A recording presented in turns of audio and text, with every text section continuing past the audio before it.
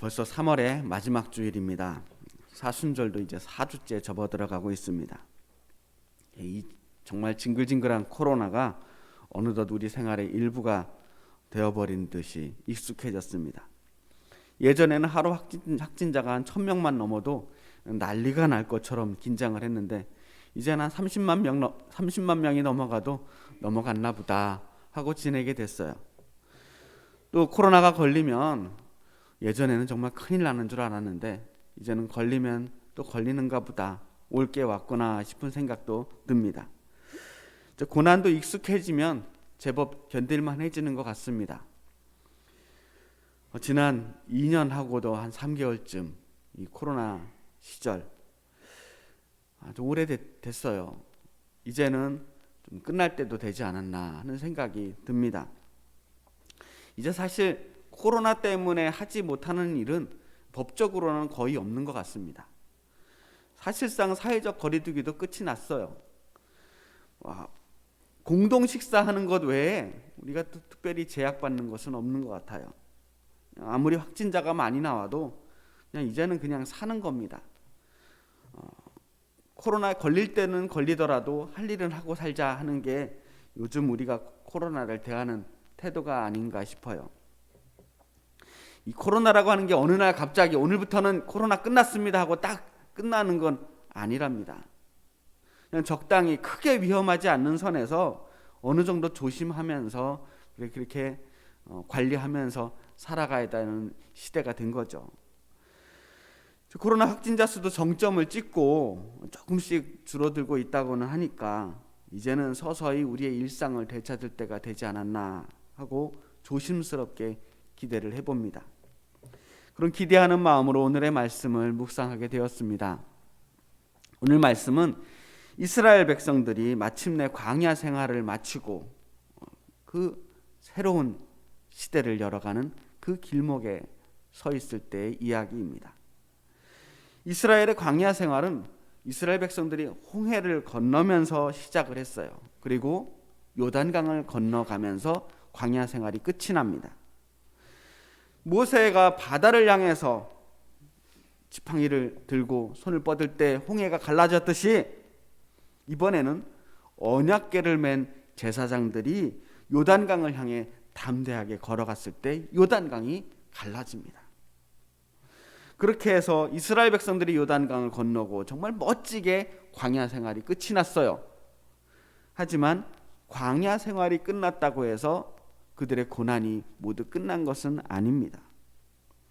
이제 이스라엘에게는 새로운 고난들이 기다리고 있어요. 전혀 다른 생활이죠. 한 번도 경험해보지 못했던 가나안 정복 시대가 기다리고 있는 겁니다. 지금까지의 광야 생활은 오히려 안락하고 편안한 생활은 아니었지만 적어도 안전한 생활이었어요. 그런데 이제부터는 전쟁을 해야 됩니다. 요단강을 건너면 바로 앞에 높고 튼튼한 여리고성이 기다리고 있습니다.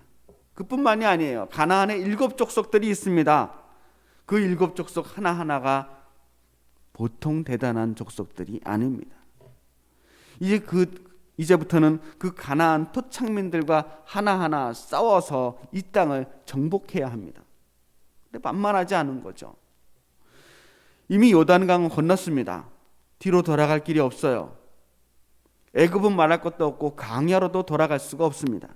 죽더라도 이제는 이 가나안에서 죽어야 합니다. 이제 요단강을 건너서 여리고성이 불과 3km밖에 남지 않은 그 길목에서 하나님께서 이스라엘 백성들에게 뜻밖의 일을 명령하십니다. 2절 3절 말씀을 읽을게요. 그때 여호와께서 여호수아에게 이르시되 너는 부싯돌로 칼을 만들어 이스라엘 자손들에게 다시 할례를 행하라 하시매 여호수아가 부싯돌로 칼을 만들어 할례산에서 이스라엘 자손들에게 할례를 행하니라. 거기서 할례를 행했다는 거예요. 이스라엘 남자들은 전통적으로 태어난 지 8일이 되면 모두 할례를 하게 되어 있습니다. 포경수술이에요. 특별히 어떤 위생적이거나 의학적인 목적을 가지고 행하는 수술이 아닙니다. 하나님과 이스라엘 사이에 어떤 언약의 표시로서 이 할례를 행하는 겁니다. 하나님께서 아브라함에게 처음으로 할례를 명령하신 이후에 이스라엘 사람이라면 누구나 할례를 받았고, 그것이 이 사람들은 하나님의 선택된 민족이라고 하는 것을, 그 표시를 몸에 새기는 행위였어요. 그래서 다른 민족들과 자신들을 구별시키는 장치가 됐던 것이 할례입니다. 하나님께서 이스라엘 백성들이 약속의 땅에 들어가기에 앞서서 이제는 당신들이 가나안 사람들과는 구별된 이스라엘 민족으로서의 정체성을 가지기를 바라는 마음으로 그들에게 할례를 명령하신 거예요. 앞으로 거기서 그들과 더불어 싸우기도 하고 함께 살기도 해야 하는데, 가나안 민족들과 섞이지 않고 오직 하나님의 자녀로서 약속의 땅에서 하나님의 나라를 실현시키며 살 수 있기를 기대하면서 그들에게 할례를 명령하신 거예요. 사실 광야에 나와 있는 동안, 그동안에는 할례를 하고 싶어도 할 수가 없었을 겁니다. 언제 떠날지 언제 머무를지 그 일정을 알 수 없는 상황에서 한가롭게 할례를 행할 수가 없었던 거죠. 불완전한 나그네 신세들이었잖아요. 그래서 지난 40년 동안 이스라엘에서는 아무도 할례를 행하지 않았던 겁니다. 근데 가나안 땅에 들어가기 바로 직전에 다시 할례를 행하시라고 명령하셨어요. 그것도 말이에요, 부싯돌로 칼을 만들어서 행하라고 하셨는데, 이게 뭐냐면 돌을 깨서 쪼개서 돌칼을 만들어서 그걸로 이 수술을 하라는 거예요. 당시에 오늘날처럼 이렇게 날카롭고 매끄러운 칼이 있던 시대가 아니었거든요. 변변한 칼도 없으니 이런 돌칼로 수술을 해야 하는데, 상상만 해도 너무나 아플 것 같아요. 이 돌칼로 맨살을 찌는다고 생각을 해보세요. 이 단체로 할례를 받는다고 하는 것은 사실상 단체로 얼마 동안 전투력을 상실하는 거예요.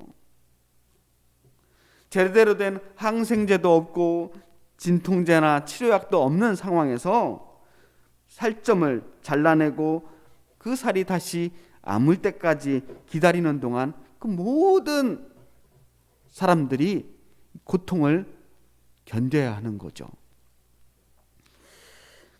그것도 이제 바로 전투를 앞둔 상황에서, 저 앞에 여리고성이 보이는 바로 그런 상황에서 이제는 모든 남자들이 제대로 걸을 수도 없는 상황이 된 겁니다.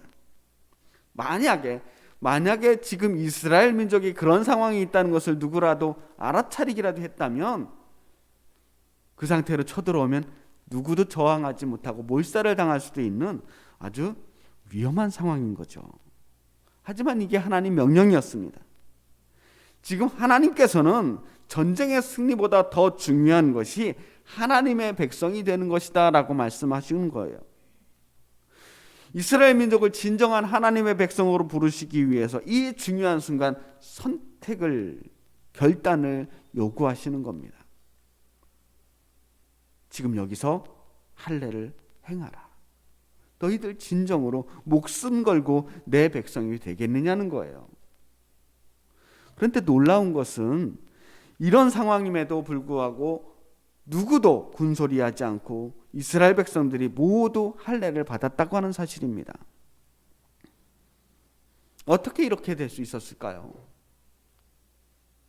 광야 시절 그 40년 동안 그들은 온전히 하나님이 어떤 분이신지를 온몸으로 체험하게 되었고 하나님을 온전히 신뢰할 수 있게 된 겁니다.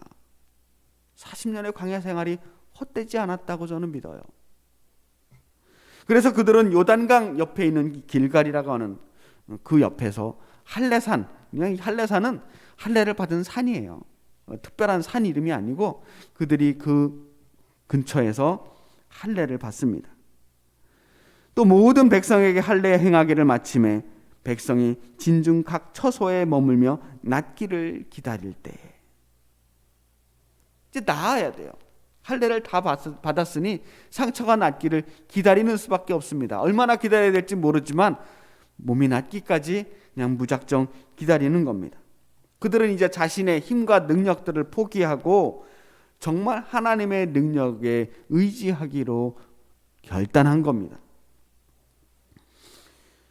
하나님에 대한 신뢰가 없으면 할 수 없는 자기 포기예요. 여기서 우리가 살펴봐야 할 단어는 낫기를 기다린다라고 하는 표현입니다. 이 낫는다라고 하는 말을 히브리어로 하야라고 쓰고 있는데 병에서 회복될 때 낫는다는 표현으로 사용하기도 하지만 또 다른 말로 죽음에서 생명으로 회복되다라고 하는 뜻을 가지고 있대요. 1차적으로는 상처가 아물고 회복되기를 기다리는 거였지만 또 다른 의미에서는 죽음에서 생명으로 회복되기를 그들이 거기서 기다렸다는 거예요. 단순히 육체의 한 부분을 잘라내고 회복되기를 기다렸던 것이 아니라 하나님께 순종함으로써 거기서 내가 진짜 하나님의 백성이 되고 죽을 수밖에 없는 죄인이 구원받은 백성으로 되기를 기다리는 순간이었다라고 하는 것입니다. 그들은 거기서 왜 우리가 이런 고생을 해야 됩니까? 왜 여기서 우리가 이렇게 아파해야 합니까? 이게 무슨 의미가 있고 무슨 소용이 있습니까? 따져 묻지 않습니다. 왜냐하면 할례는 그 자체로 순종이기 때문이에요. 이유가 없어요. 하나님이 하시라고 하니까 왜 해야 되는지도 모르고 했던 겁니다. 그럼으로써 다른 민족과 구별된 자신들만의 표식, 하나님의 백성으로서의 표식을 갖게 된 거예요. 그렇게 함으로써 이스라엘 백성들이 구원을 얻게 되었다고 하는 것입니다. 그리고 바로 그때 새로운 하나님의 응답이 찾아옵니다. 9절 말씀이에요. 여호와께서 여호수아에게 이르시되 내가 오늘 애굽의 수치를 너희에게서 떠나가게 하였다 하셨으므로 그곳 이름을 오늘까지 길갈이라 하느니라. 내가 오늘 애굽의 수치를 너희에게서 떠나가게 하였다. 이스라엘 백성들은 이제 더 이상 애굽에서 종살이하던 노예들이 아닙니다. 그들의 수치, 그 부끄러운 과거는 이제 과거의 일이 되었어요. 과거의 신분은 사라지고 이제는 정말 하나님의 백성이 되었습니다. 자유인이 되었고 이제 곧 이 가나안 땅의 주인이 될 겁니다. 하나님께서는 이스라엘 백성들을 이끌어내어 홍해를 건너게 하셨고 그들에게 자유를 주셨습니다. 하지만 광야 시절 그들은 정처 없이 떠도는 나그네였습니다. 땅이 없었기에 여전히 불안전한 상황이었습니다.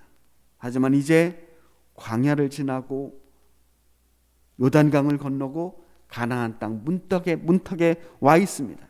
이제 새로운 시대의 시작점에 와 있는 거예요.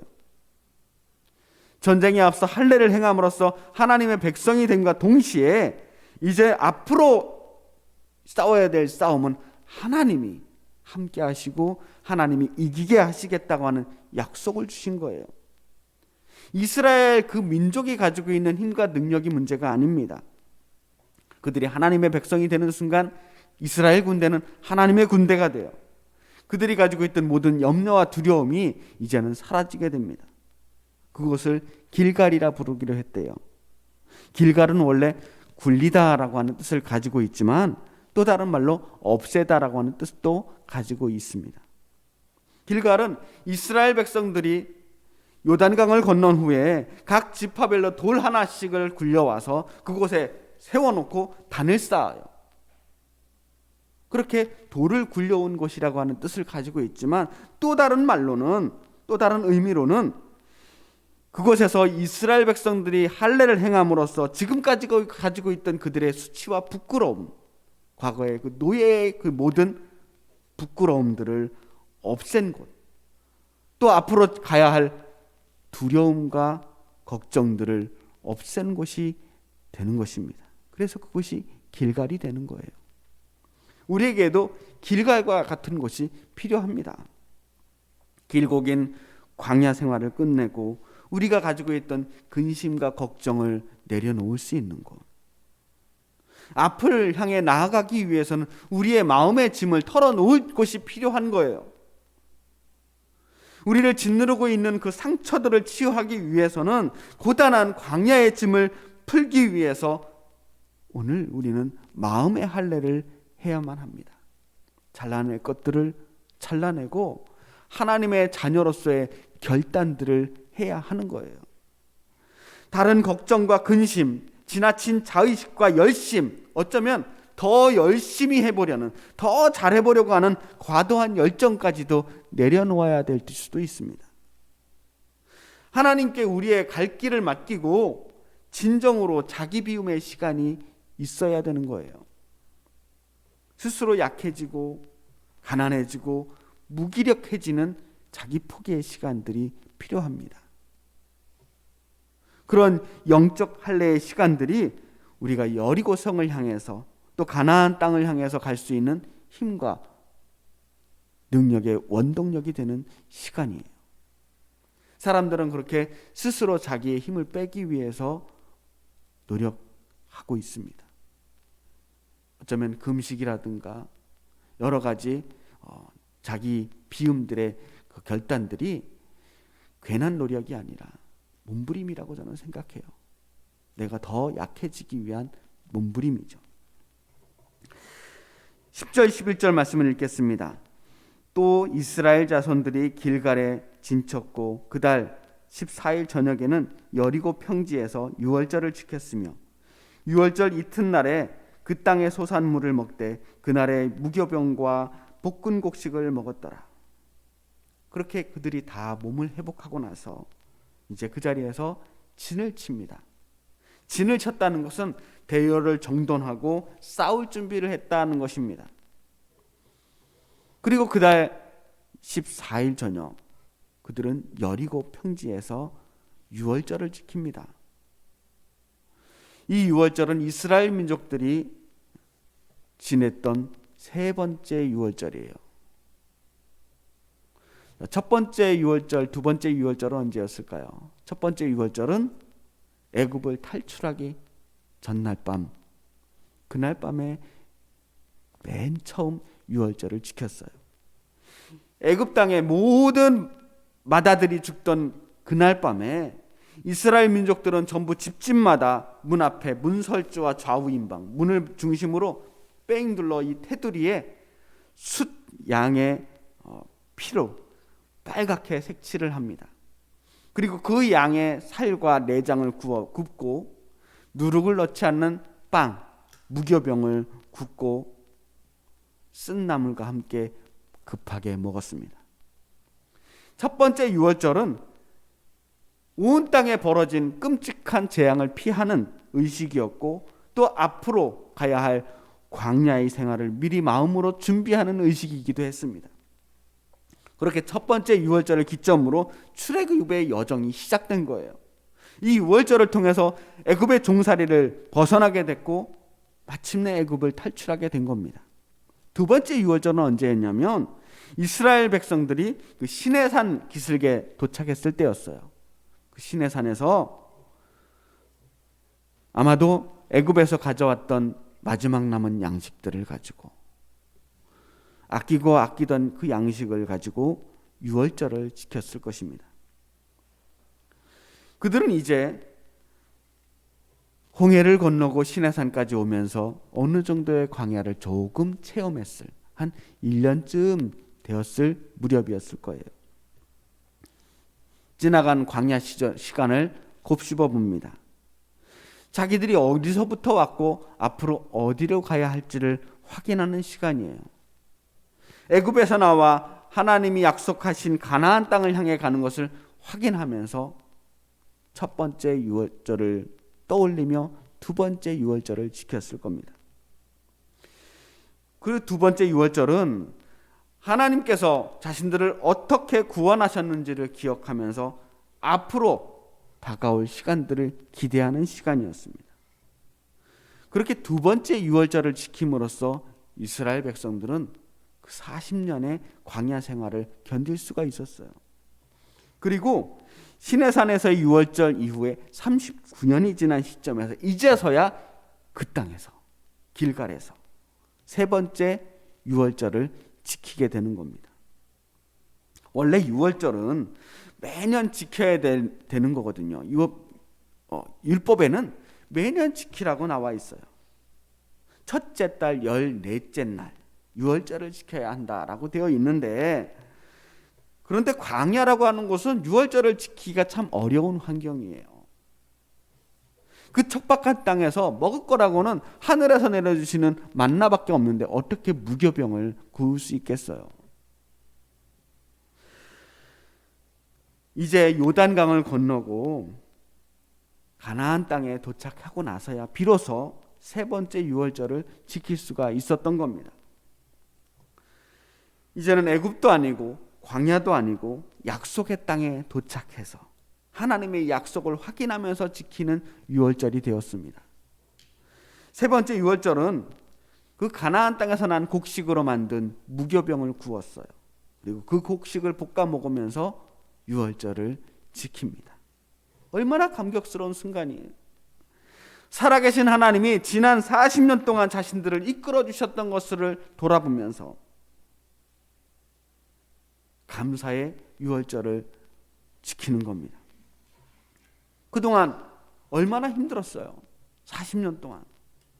도대체 얼마쯤이나 더 가야 가나안 땅을 갈 수 있을까? 얼마나 더 오랫동안 이 광야에서 머물러야 할까? 젖과 꿀이 흐른다는 그 가나안 땅은 우리 과연 갈 수는 있는 것일까? 정말 힘들고 어려웠던 시간들이었어요. 40년을 기다려서 마침내 그 땅에 들어와 유월절을 지키는 겁니다. 꿈이 이루어진 거예요. 믿음이 실상이 되는 순간이고 오랜 기도가 응답되는 순간이었어요. 약속이 성취된 거죠. 12절 말씀을 볼게요. 또 그 땅의 소산물을 먹은 다음 날에 만나가 그쳤으니 이스라엘 사람들이 다시는 만나를 얻지 못하였고 그 해에 가나안 땅의 소출을 먹었더라. 유월절을 지내고 났어요. 그리고 그 다음 날부터 이제 만나가 더 이상 내려오지 않습니다. 만나가 그쳤다는 거예요. 더 이상 이제 하늘에서 거저 내려주시는 일용할 양식을 얻을 수가 없어요. 그 은혜의 만나를 먹을 수가 없어요. 사실 매일 먹다 보면 질리기도 했을 겁니다. 그들 스스로도 이 만나를 심지어 하찮은 음식이라고까지 말했어요. 매일 먹으니까. 하지만 땀 흘려 일하지 않아도 날마다 하늘에서 내려주시는 이 은혜의 만나가 없었다면 40년의 광야 생활을 어떻게 보낼 수가 있었겠어요? 그런데 이제 하나님께서 약속을 다 지키신 후에 마지막으로 그 만나를 거두시는 거예요. 그렇다면 하나님께서 이제 나는 약속을 다 지켰으니 이제 앞으로의 인생은 너희들이 알아서들 하여라 라고 발을 빼시는 걸까요? 그게 아니죠. 이제 더 이상은 이스라엘 민족들에게 만나가 필요하지 않은 겁니다. 가나안 땅에 들어왔으니 이제는 거기서 난 곡식을 먹을 수가 있게 된 거예요. 만약 가나안 땅에 들어와서도 계속 만나를 찾고 있다면 사실은 그들의 마음은 아직도 광야에 있는 거예요. 광야에서는 광야의 은혜가 필요하고 가나안에서는 가나안의 은혜가 필요한 겁니다. 거친 광야에서 살아가기 위해서는 하나님의 특별한 은혜가 필요했어요. 거긴 만나가 아니면 먹을 게 없었습니다. 하늘에서 메추라기라도 갑자기 떨어지는 그런 놀라운 기적이 아니라면 고기를 맛도 볼 수가 없는 거예요. 농사를 지을 수 없는 그 척박한 광야에서는 하나님의 은혜가 아니면 단 한 끼도 먹을 수 없는 그런 환경이었어요. 그래서 그들은 날마다 놀라운 기적들을 경험하며 살았어요. 그래서 광야의 40년은 어떻게 보면 정말 고난의 시간이었지만 또 다른 시각으로 보면 하루하루가 은혜와 기적의 순간이었고 감격의 순간일 수밖에 없는 거예요. 고난이 클수록 은혜가 큽니다. 하지만 이제 씨앗을 심고 수확할 수 있는 땅이 생겼어요. 그 땅에서 나는 수확물들이 있습니다. 기적이 없어도 먹고 살 수 있는 환경들을 주신 거예요. 사실상 또 다른 의미의 기적이에요. 땅이 없던 백성들에게 땅이 주어진 거니까. 고난의 시간을 지나가다 보면 참 기가 막힌 하나님의 은혜들을 경험합니다. 내가 요즘 참 하나님의 놀라운 은혜들을 계속해서 경험한다. 정말 기가 막힌 하나님의 직접적인 은혜들을 날마다 새롭게 경험한다고 한다면 그것은 어쩌면 여러분들이 지금 광야 한가운데 있기 때문일 수도 있어요. 광야에 있을수록 은혜는 더욱더 드라마틱하게 나타납니다. 하지만 우리가 광야를 벗어나면 하나님의 은혜는 새로운 방식으로 찾아옵니다. 우리가 수고하고 땀 흘린 만큼의 거두는 기쁨을 주십니다. 사람들은 어쩌면 그것은 하나님의 은혜가 아니라고 생각할 수도 있어요. 하지만 그런 평범한 일상을 위해서 우리가 수없는 기적의 날들을 보냈음을 기억해야 합니다. 만약 여러분이 살면서 아무런 기적도 없고 특별한 은혜도 없고 놀랄만한 사건도 대단한 감사거리도 이렇다 할 감동도 없는 심심한 시간들이 계속된다면 어쩌면 여러분들은 이미 가나안 땅에 도착해서 그 땅의 삶을 누리고 있는지도 모릅니다. 이미 그 모든 기적들을 뚫고 하나님이 주신 그 축복의 현장에 있으면서도 내가 그 현장에 있는 것을 알아차리지 못하고 아직도 만나를 기다리고 있지는 않는지 생각해 볼 필요가 있다는 거예요. 가나안 땅에 왔으면 이제 만나는 그쳐야 합니다. 우리가 스스로 살아갈 수 있는 축복을 이미 받았다면 그거야말로 정말 감사할 일이 아니겠어요? 그런데 많은 사람들이, 많은 성도들이 가나안 땅에 살면서도 날마다 놀라운 기적들, 하늘에서 내려오는 만나들을 꿈꾸며 그것이 없는 삶은 하나님이 축복하지 않는 삶이라고 착각할 때가 있는 것 같아요. 일상의 감사를 회복하지 않으면 가나안 땅에서의 온전한 삶을 누릴 수가 없습니다. 우리는 지금 광야 같은 코로나 시대를 지나가고 있습니다. 하루하루가 은혜라고 생각하면서 여기까지 우리가 왔어요. 그리고 그 시대의 막바지에 와 있습니다. 저는 우리가 이제 한 길갈쯤에 도착하지 않았나 생각해 봅니다. 이제는 우리가 새로운 시대를 준비해야 합니다. 그래서 그러기 위해서 우리가 마음의 할례를 받아야 되겠다는 거예요. 전심으로 하나님을 의지할 수 있어야 합니다. 이제는 정말 하나님께서 우리의 인생을 전적으로 책임져 주실 것이라고 하는 그 믿음을 가져야만 합니다. 왜냐? 답이 안 나오는 시대예요. 예측 불가능한 시대입니다. 당장 다음 달에 어떻게 될지 아무도 예측할 수가 없어요. 그래서 하나님의 인도하심이 더욱 절실한 시대입니다. 그래서 마음의 할례를 우리가 받아야 합니다. 내가 가지고 있는 어떠한 마음의 짐들을 내려놓고 하나님께 맡겨야 돼요. 여러분 지금 어떤 계획들, 어떤 예상들 하시던 계획대로 우리의 인생이 흘러가지 않아요. 거기에 실망할 이유도 없습니다. 하나님이 우리의 인생을 책임져 주신다는 믿음을 가지면 두려움과 걱정을 내려놓을 수가 있어요. 그리고 우리의 세 번째 유월절을 지내야 합니다. 이제 앞으로 다가올 시대를 위해 기대함으로 결단하며 하나님께 감사해야 합니다. 여기까지 오게 하신 하나님의 은혜에 감사하며 또한 지난 시간 우리와 함께 하신 하나님의 은혜를 곱씹어내야 합니다. 그래서 이제는 하루하루가 기적 같은 그런 만나의 시대가 아니라 일상의 행복인 그러한 인생들을 기대하며 나아가야 합니다. 성숙한 그리스도인들은 기적과 신비로 하루하루 일어나가는 그런 신화의 시대를 꿈꾸지 않습니다. 기적은 그렇게 흔하게 일어나는 일들이 아니에요. 기적은 어쩌다가 한번 정말 거의 일어날 수 없는데 어쩌다 한번 일어나니까 기적이에요. 그런 기적들을 날마다 바란다면 그게 어떻게 기적이 될 수 있겠어요? 날마다 일어나는 일들은 기적이 아닙니다. 그래서 기적만을 바라보고 가다 보면 절망할 수밖에 없습니다. 신앙은, 건강한 신앙은 일상의 은혜를 경험해야 합니다. 이제 우리는 날마다 우리가 한 걸음 한 걸음 걸어가는 그 힘찬 걸음으로 하나님 나라를 향해 우리의 소망을 위해서 나아가야 합니다. 가나안 땅이 정말 가까이 오고 있기 때문이에요. 말씀을 마치면서 제가 예전에 썼던 시 한 편을 여러분에게 읽어드리려고 합니다. 조금 부끄럽지만 참새라고 하는 제목의 시입니다.